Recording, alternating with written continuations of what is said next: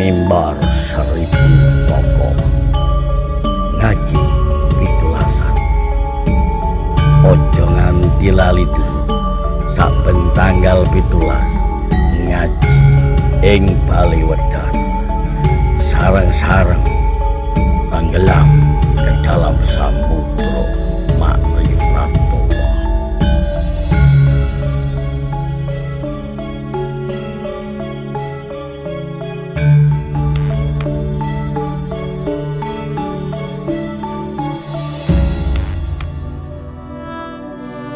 Gusti, subhanallah walhamdulillah wala ilaha illallah wallahu akbar.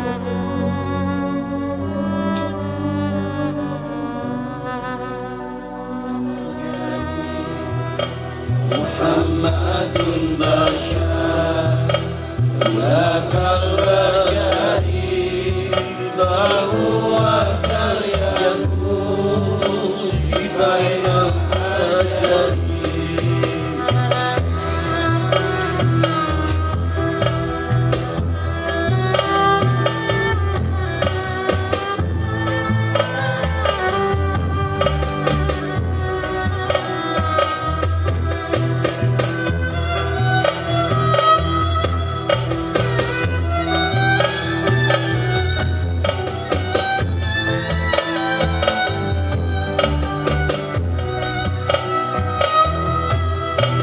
Kanjeng Nabi Muhammad iku manungsa nanging ora kaya utahe manungsa. Bareng Kanjeng Nabi iku kaya ireng campur karo watu nanging tetep campur karo watu nanging tetep hitam. Muhammadun bashar akan basyari bal huwa karyakun di bainal hajari. Muhammadun bashar akan basyari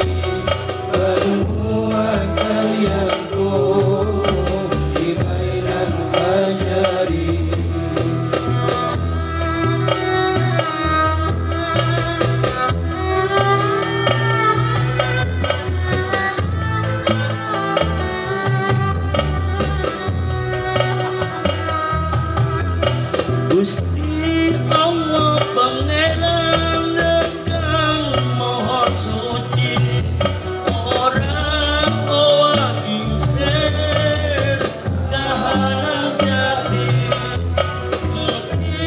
rekam semugi sekabeh alam wadah ingsun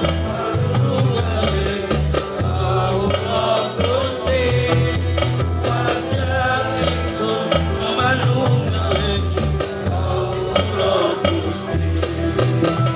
Muhammadun bashar akan basyari bahwa kalian di bainal hajari. Muhammadun bashar akan basyari bahwa kalian di bainal hajari. Rahayu ngamo budaya sakum tumati sekabening alam.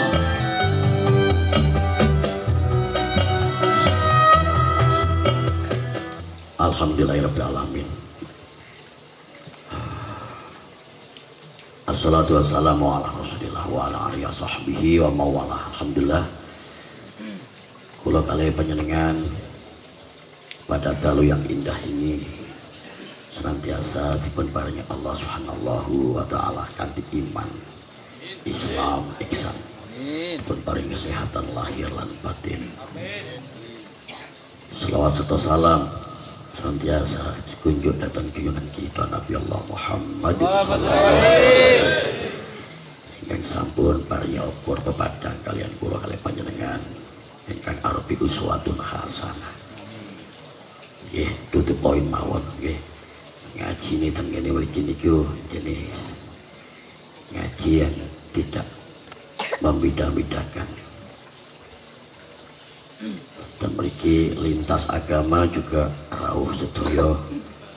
Iki termasuk menika nggih ada contohnya yang saat itu yang dulu agama Buddha yang saat ini masuk ke Islam. Tepuk tangan. Ada seorang notaris yaitu Nasrani. Kapan hari itu kita hijabkan atau kita mu'alafkan yang ada di sini. Alhamdulillah yang saat ini sudah tidak mu'alaf lagi, saat ini muslim yang sejati. Simpel saja kita melihat sebuah pelangi itu tidak bisa dikatakan yang indah jika tidak bercorak warna yang berbeda-beda. Ngerti nggih? Ada Mechiku Hibinu. Napa Mechiku Hibinu? Ada merah, jingga, biru, terus apa? Ini kuning, ungu. Wis sak tumplek sak warnane ngopo ae sing nang ngene iki. Baswalan, bahak iku mangkak katokane ora apa-apa ngaji nang ngene iki. Ngoten nggih? Sing penting gak metu ambune ngoten nggih. Lah. Ten kene mriki nek ten kene mriki niku yang dikatakan indah itu adalah antara 1 ditambah 1 itu ada 2. Nggih napa nggih? Kenapa 1 ditambah 1 itu jumlahnya 2? Karena yang 1 ini adalah yang berbeda tujuan, berbeda pendapat, dan yang satunya lagi adalah berbeda fungsi. Tapi kalau 1 ditambah 1 menjadi 2, sudah tidak ada 1 lagi, tapi lebur bersama untuk saling mengisi dan saling untuk berinteraksi.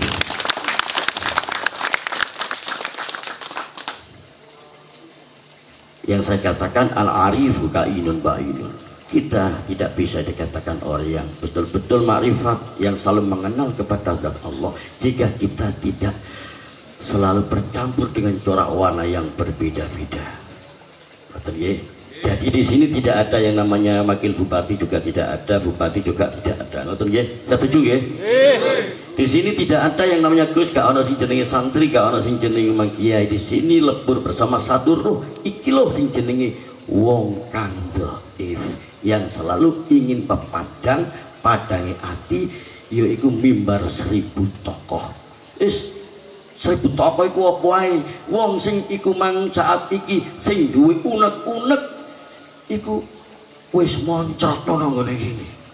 Moncrot nang ngene iki ngono iki. Sing bisa montot iku sing ngacengan wis.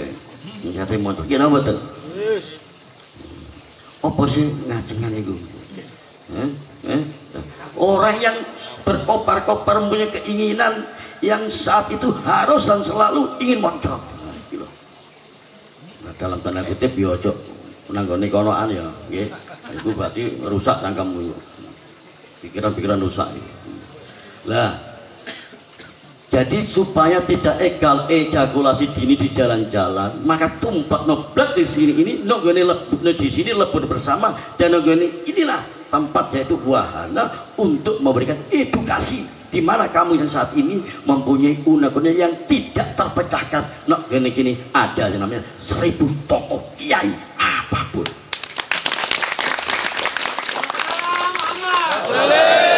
Ya termasuk mudah-mudahan Gus Bara istiqomah menjadikan salah satu tokoh, yaitu dari mimbar 1000 tokoh. Amin. Wassalamualaikum warahmatullahi wabarakatuh. Bismillahirrahmanirrahim. Assalamualaikum warahmatullahi wabarakatuh. Waalaikumsalam warahmatullahi wabarakatuh. Bismillah, walhamdulillah, wassalatu wassalamu ala sayyidina Muhammad ibn Abdillah wa ala alihi wa sahbihi wa mawalah. La haula wa la quwata illa billah, amma ba'du. Ingkang kula hormati Gus In, yang saya hormati pula di sini hadir ada Forkopimda Kecamatan Trawulan, ada dari rombongan tadi Pulau kali Wakil Ketua DPRD, dan yang saya hormati Pak Kartiwi, dan yang saya hormati Sedoyo Mawon di dalam mimbar 1000 tokoh. Alhamdulillah niki wau Gus Im sudah menyampaikan banyak hal terkait Nur Muhammad, terkait bahwasanya kita semua di sini ini melebur menjadi satu, tidak ada yang membeda-bedakan. Dan alhamdulillah saya juga tidak merasa kalau saya ini wakil bupati, juga nggak merasa. Kalau niki pun saya ini sudah terbiasa hidup di pesantren. Pesantren itu kultur masyarakatnya itu beragam. Terus kehidupannya itu sederhana. Pesantren. Jadi tidak diatur dengan aturan-aturan yang saklek seperti di pemerintahan. Karena saya tumbuh dan berkembang di pesantren, punya pesantren, saya juga dari kecil di pesantren, sehingga saya merasa bahwasanya kultur saya adalah kultur pesantren.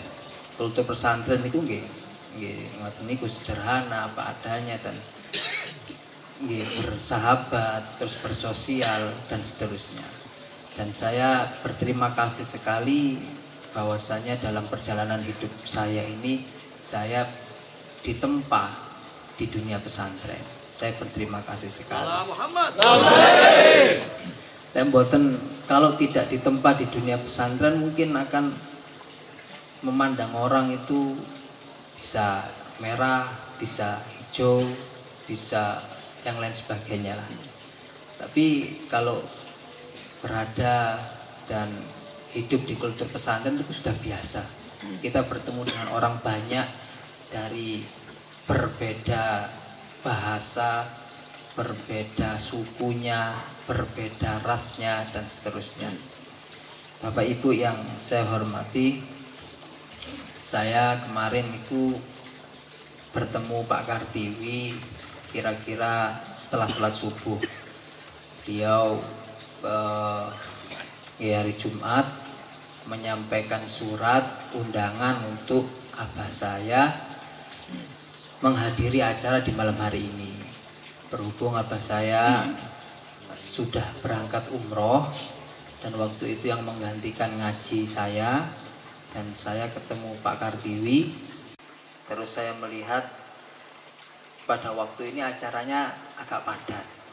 Jadi Gus Im kula pangapunten kalau memang kemudian datangnya niki tadi telat. Datangnya niki telat karena kula wau acara pertama teng Dawar, mantung teng Dawar, terus teng Pekukuhan, mantung teng Pekukuhan, terus teng mriki teng Mojosari, terus teng mriki. Terus apa namanya di 3 tempat, dan mereka tidak mau untuk tidak didatangi. Oleh karena itu bagaimanapun saya juga harus datang meskipun dalam jangka durasi yang tidak lama. Terus kula ndugi mriki niki wau telat. Nah, terus kula tingali surat, saya melihat surat dari Pak Kartiwi. Temanya niku budaya, problematika budaya dan agama di era milenial. Tapi kira-kira wah, buat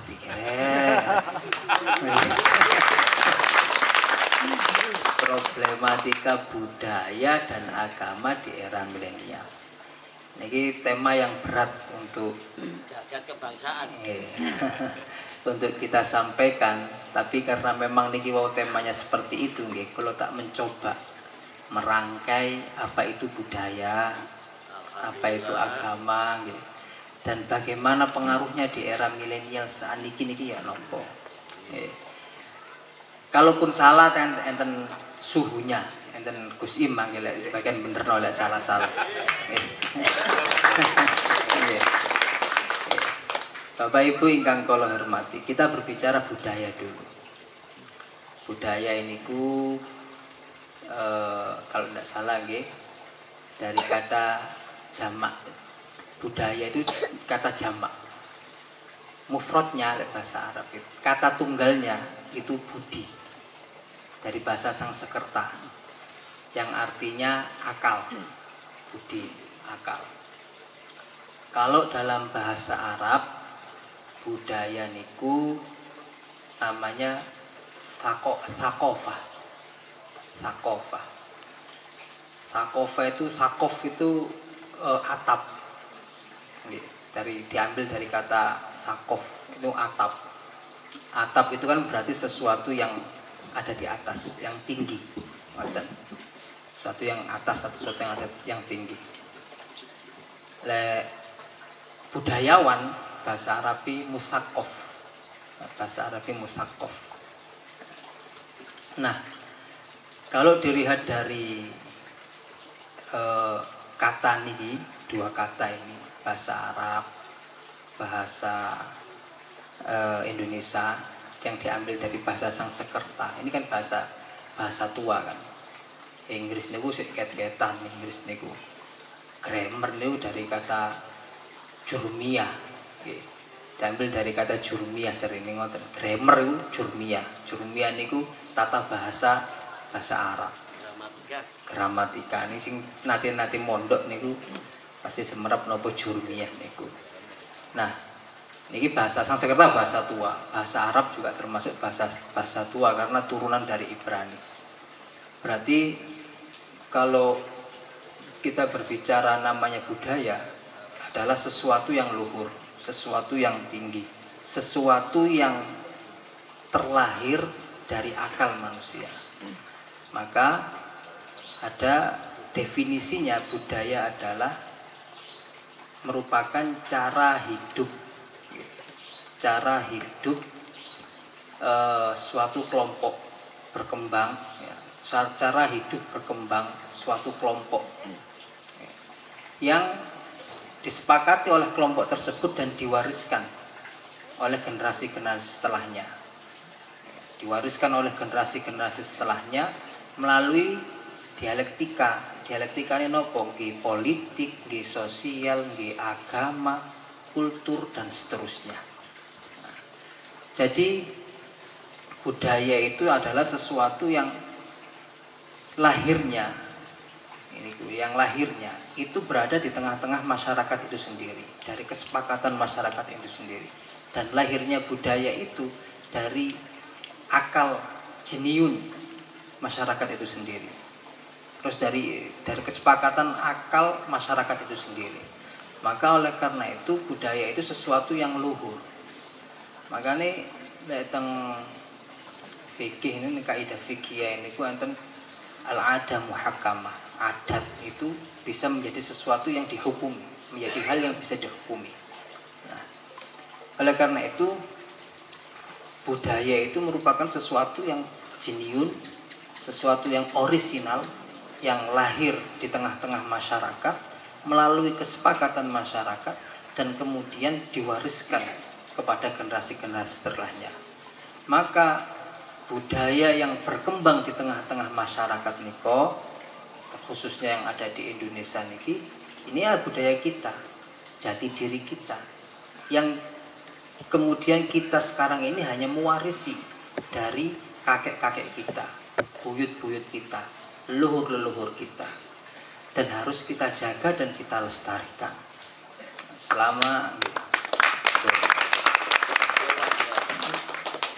selama kemudian tidak ada penyimpangan terhadap budaya itu sendiri, maka kita jaga dan kita lestarikan.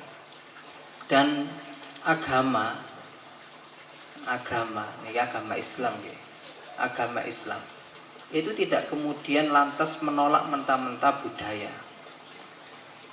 Beberapa syariat itu ada yang lahir ya, ditetapkan melalui budaya yang berkembang. Misalkan haji lah, misalkan haji. haji niku sebelum Islam sudah dilaksanakan. Sebelum Islam, di zaman Nabi Ibrahim dilaksanakan dan seterusnya. Tapi prakteknya niku banyak terselewengkan. Sehingga kemudian pada masa Arab jahiliyah namanya ibadah haji niku nggih tawaf, nggih sa'i, tapi mereka dalam kondisi telanjang. Mudo tawaf, terus kemudian yang disembah adalah pepatungan, Lata, Uzza, Manat dan seterusnya. Nggih mudo, blejet lanang wedok mudo. Saiki lek misale panjenengan saiki mudo blejet muter-muter ngono ya gak sida umroh ketoke. Ya. Apa maneh sing teng mriku niku ana wong Turki, ana wong Rusia, ana wong Syria, ayu-ayu wis.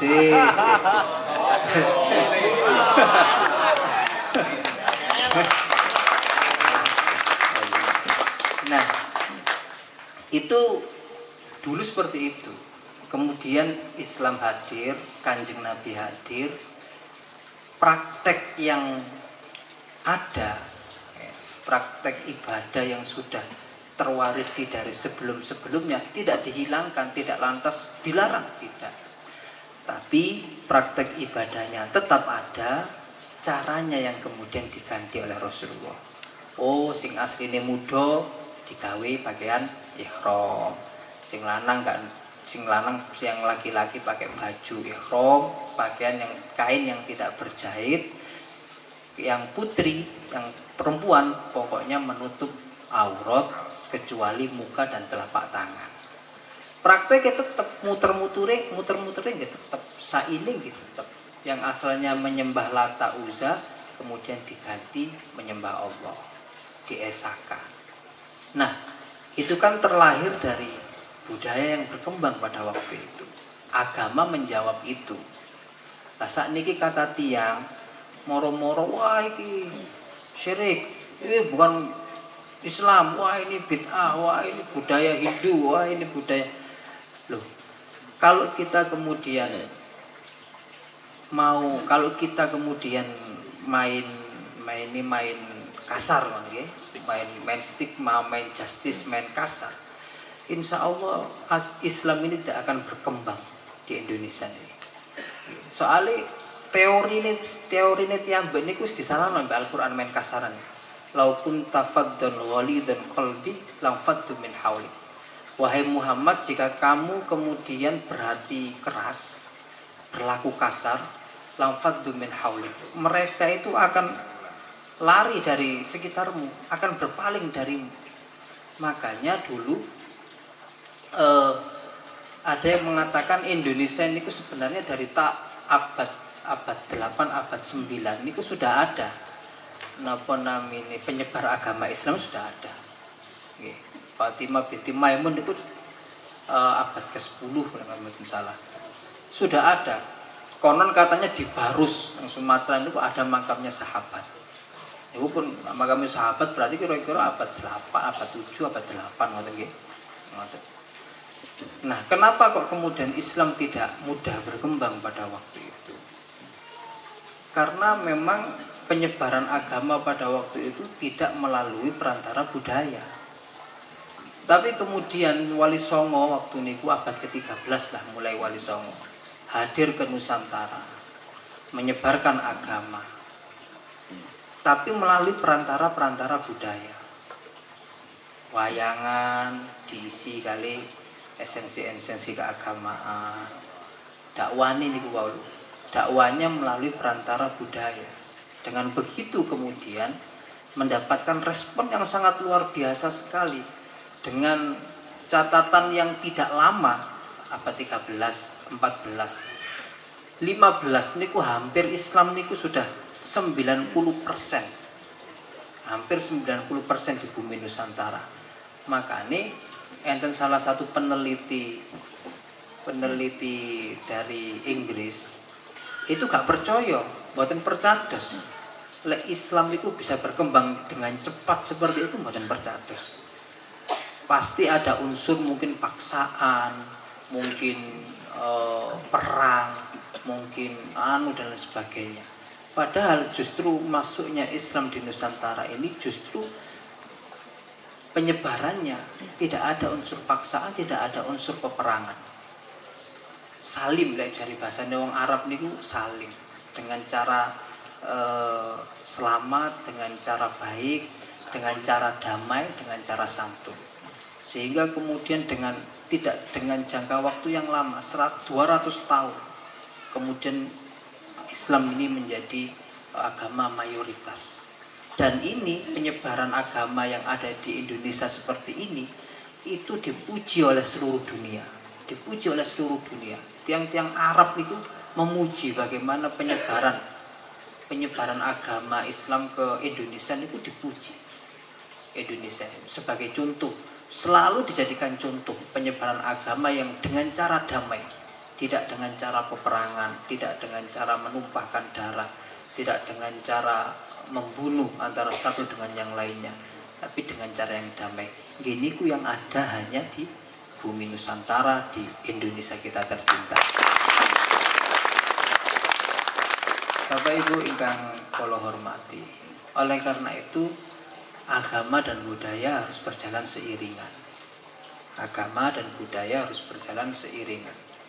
Kecuali kemudian ada hal-hal yang memang menyimpang, terlalu menyimpangi, seperti yang saya contohkan di awal niku wau kan sudah menyimpang. Nah, sekarang problematikanya. Problematika kita akhir-akhir ini adalah pengaruh budaya asing datang kepada kita. Bukan hanya asing datang kepada kita. Budaya Latin datang kepada kita. Budaya Arab datang kepada kita. Sehingga kita sendiri malu menampakkan jati diri kita atas budaya kita sendiri. Dan itu dilakukan secara sistematis dan terorganisir. Karena peperangan dengan senjata itu dianggap sesuatu yang usang dan menghabiskan banyak energi, nyawa, uang. Panjenengan semerap sakniki perang Ukraina sama Rusia. Kapal selam, kapal yang dibangga-banggakan oleh Rusia, Moskva jenenge. Itu hargane 11 triliun. Duit kabeh niku 11 triliun niku. Lek ditumpuk nang kene iki ya wis sembuh. Gak nutup iki ketutup kabeh duit kabeh niku. 11 triliun. Diserang kali rudal Neptunus 2 kali, hancur sudah, tenggelam. Dalam jangka waktu tidak kurang dari 1 jam, duit 11 triliun itu ambles. Dan perang itu menghabiskan banyak energi, banyak nyawa, banyak biaya, banyak material, entah itu minyak, gas, dan seterusnya. Untuk tank bisa jalan, pesawat bisa terbang, itu membutuhkan banyak biaya yang sangat luar biasa sekali. Negara sing wani perang niku berarti siap dengan segala resikonya. Bisa, resikonya cuma 2. Bisa menjadi tambah makmur lek menang disegani dunia, bisa jadi tambah kiri melarat lek kalah. Melarat-maratin niku. Makanya Rusia berani menginvasi, berani menyerang ke Ukraina itu berarti sudah melalui pertimbangan yang sangat luar biasa sekali. Dan dianggap peperangan berhadapan-hadapan itu biayanya besar. Bisa bangkrut negara gara-gara perang niku mawon. Maka setelah abad 17, abad 17 Eropa niku pun bosen sampai perang. Jerman musuh Inggris, Inggris musuh Prancis muter nang Eropa itu perang karepe dhewe. Begitu setelah abad ke-17, mereka menyadari bahwasanya peperangan itu melelahkan dan menghabiskan banyak biaya. Akhirnya dia melakukan penjajahan, metu. Jadi Eropa sepakat bersatu keluar, menjajah yang lainnya, teng Afrika, menjajah teng Asia, termasuk menjajah Indonesia. Nah, ternyata penjajahan itu juga tidak mudah. Penjajahan itu pasti ada perlawanan. Inggris sekutu datang ke kita 10 November dengan semua peralatan perangnya hancur, entek. Belanda yang sudah menjajah 350 tahun lamanya lenyap habis. Jepang 3 tahun setengah tapi merasa pada 3 tahun setengah itu merasa paling melelahkan, penjajahan yang paling melelahkan bagi rakyat Indonesia nggih hancur. Jadi penjajahan juga mengeluarkan banyak biaya yang sangat luar biasa sekali. Maka bentuk penjajahan di era modern tidak lagi penjajahan berhadap-hadapan gitu. Tidak lagi penjajahan berperang, tidak lagi penjajahan menggunakan tank, pesawat dan seterusnya. Tapi penjajahan yang mudah dilakukan dan dengan biaya yang tidak terlalu mahal adalah penjajahan budaya. Menjajah karakter budaya bangsa kita. Melalui nopo? Melalui apa? Melalui banyak hal. Karena sekarang kita bisa mengakses segala sesuatu dengan mudah. Opo sing tentang Amerika dino iki lapo, wong Amerika kelambine model opo, wong Amerika iku senengane lapo, wong Jepang iku ya opo, you can see kayak ngono-ngono. Iya.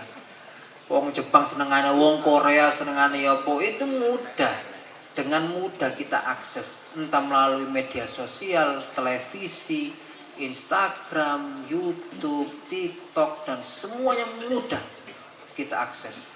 Dan secara tidak sengaja kemudian budaya-budaya luar itu dengan mudah kita akses, dan setelah kita akses maka kemudian kita mudah terpengaruh dengan budaya-budaya itu, sehingga kemudian jati diri kita sebagai bangsa, anak bangsa, jadi diri kita sebagai pemilik budaya leluhur, mewarisi budaya leluhur kita hilang, sirna, diganti dengan budayanya Korea, diganti dengan budayanya Jepang. Jadi arek-arek sak niki rambutnya di model-model Korea kayak ngono iku. Ya. Ala wis pokoke sing seneng Korea iku sinetrone Korea, klambine modele Korea, HP-ne kudu Korea, anu sebarang Korea. Tidak secara langsung kemudian di alam bawah sadar mereka semuanya bergaya hidup ala Korea. Mangan pun wis gak gelem nang sego pecel, mangane nang Korea-Koreaan, kimchi. Nggih. Kula iku ya Allah, kimchi modele mahal ngene-ngene kula ngrasakno gak ono enak-enake, tak bolak-balik tak rasakno ya gak enak, tetep gak enak. Tapi wong kok opo kok laris ngoten niku. Nggih, sampai mie goreng rasa kimchi. Marung ngono opo krepek rasa kimchi. Kula niku lho bolak-balik ngrasakno kimchi tumbas teng restoran yo gak enak wong iku lho. Napa namine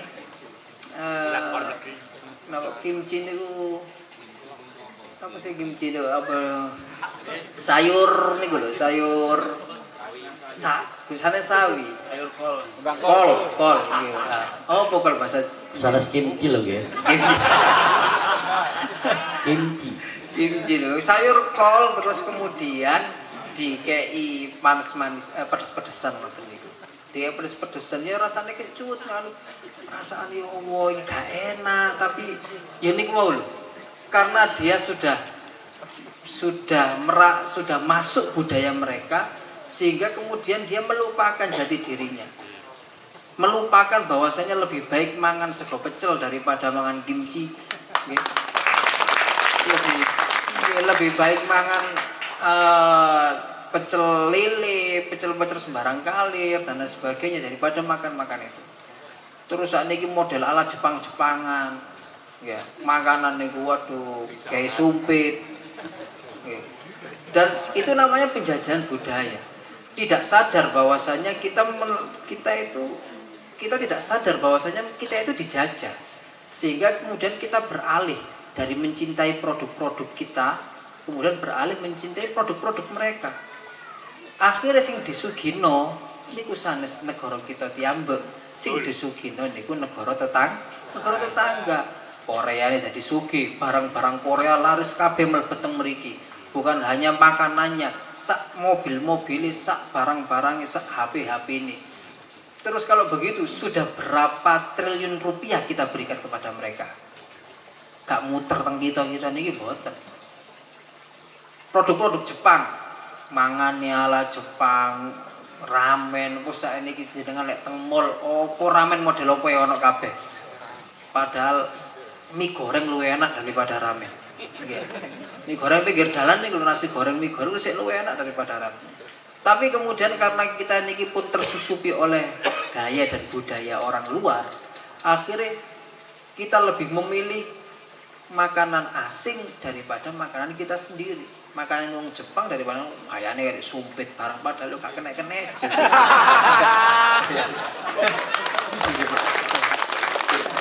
Bayane Cek ketok keren ngono nggih sumpit padahal njogo gak kena-kena. Lagi. Wis niku akhirnya tidak sadar kita makan gayanya mereka, kita makan produknya mereka, kita pakai produknya mereka, sak mobil-mobil dan seterusnya. Akhirnya berapa puluh triliun rupiah uang kita masyarakat Indonesia pergi ke sana, keluar tanpa dijajah, Pak. Tanpa dijajah, tanpa perang, DE gak ngetekno bondo kata. Melalui media sosial, televisi, melalui film-film dan seterusnya. Amerika juga begitu, menjajah hampir seluruh kebudayaan yang ada di seluruh dunia. Berapa ribuan triliun yang kemudian uang-uang itu kembali. Padahal kan inti dari penjajahan adalah menguasai sumber daya alam negara setempat.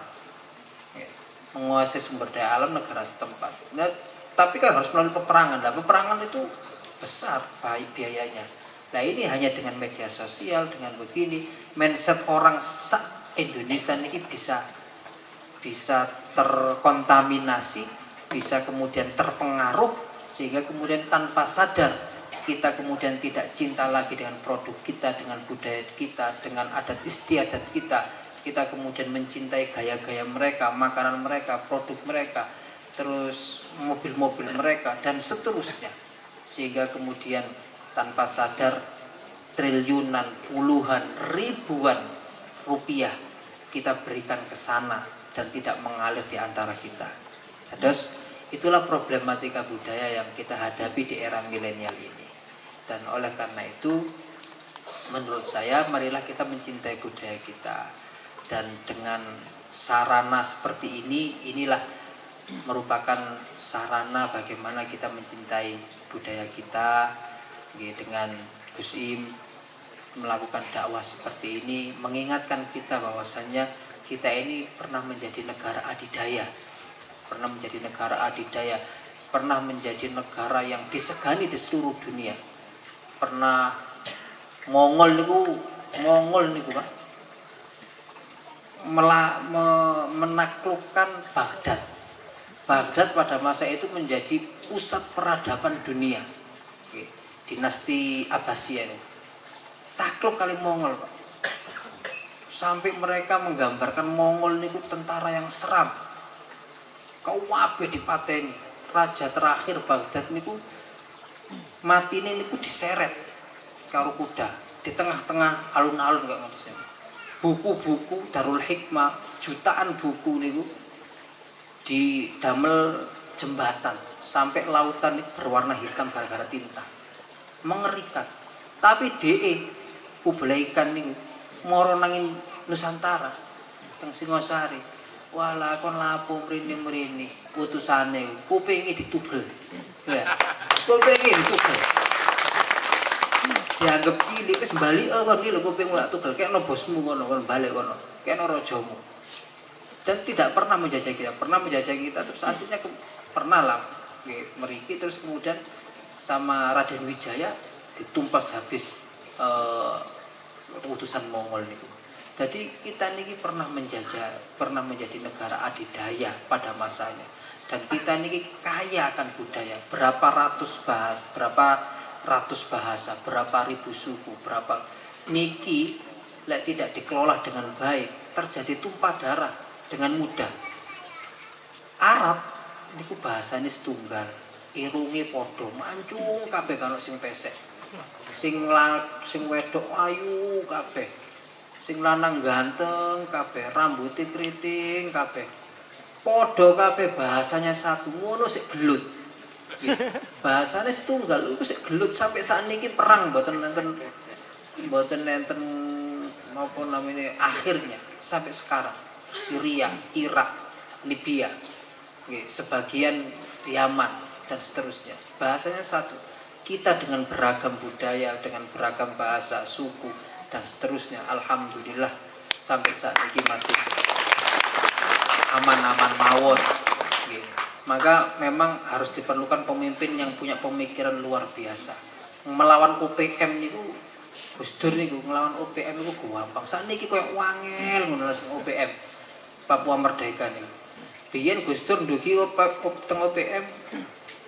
Kamu mau apa? Dikatakan ini. Kan kamu kok mau merdeka tanggal di Gus Dur. Kamu maunya apa? Saya maunya mengibarkan bentang kejora. Ya gak apa-apa wis, kibar-kibarno. Asalkan jangan lebih tinggi daripada bendera merah putih. Kan gampang. Nggih.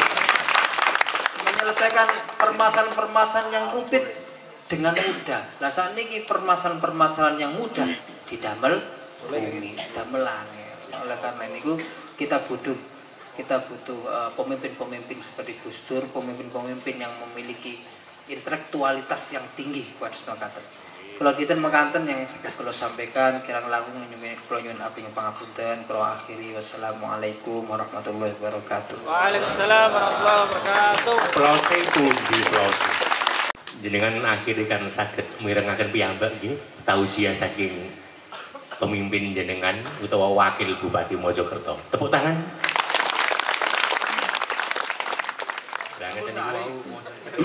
Wahai Presiden, wahai Presiden,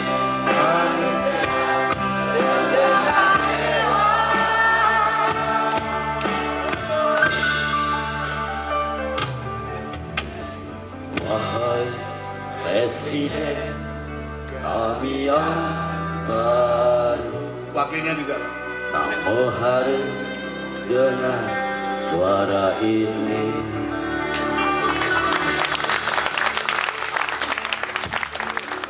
Monggo.